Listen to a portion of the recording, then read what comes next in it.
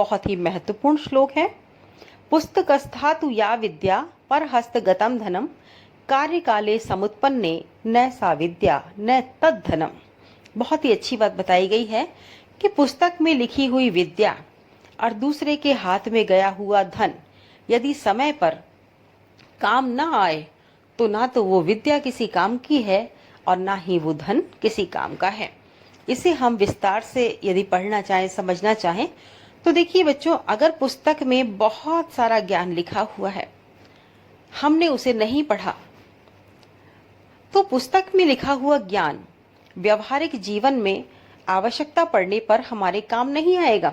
यदि हमने उसे याद नहीं किया है, यदि वो हमारी स्मृति में नहीं है, यदि हमने उसे नहीं समझा है, तो इसलिए पुस्तक में भले ही कितना ही ज्ञान लिखा हुआ हो, आपके पास बहुत सारी पुस्तकें हैं, लेकिन आपने उस विद्या को ग्रहण नहीं किया, उसे प्राप्त नहीं किया, उसे समझा नहीं, तो वो आपके किसी काम का नहीं है।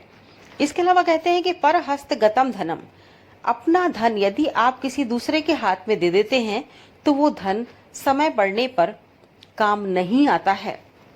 जैसे कि आपके पास बहुत सारा धन है, लेकिन किसी ने आपसे उधार ले लिया, आपने उसे उधार दे दिया और जब समय आया धन खर्च करने का तो आपके पास धन नहीं था, और आपने जब उस व्यक्ति से धन वापस मांगा तो उसने अभी देने में असमर्थता जता दी।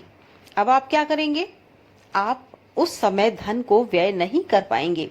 अर्थात आपके पास धन होते हुए भी, आपका धन होते हुए भी किसी कार्य का नहीं है, किसी कार्य में नहीं लगाया जा सकता। तो इसीलिए कहा गया है कि जो विद्या पुस्तक में है और जो धन किसी दूसरे के हाथ में दे दिया गया, वो विद्या और धन दोनों ही निरर्थक हैं, किसी कार्य के नहीं हैं।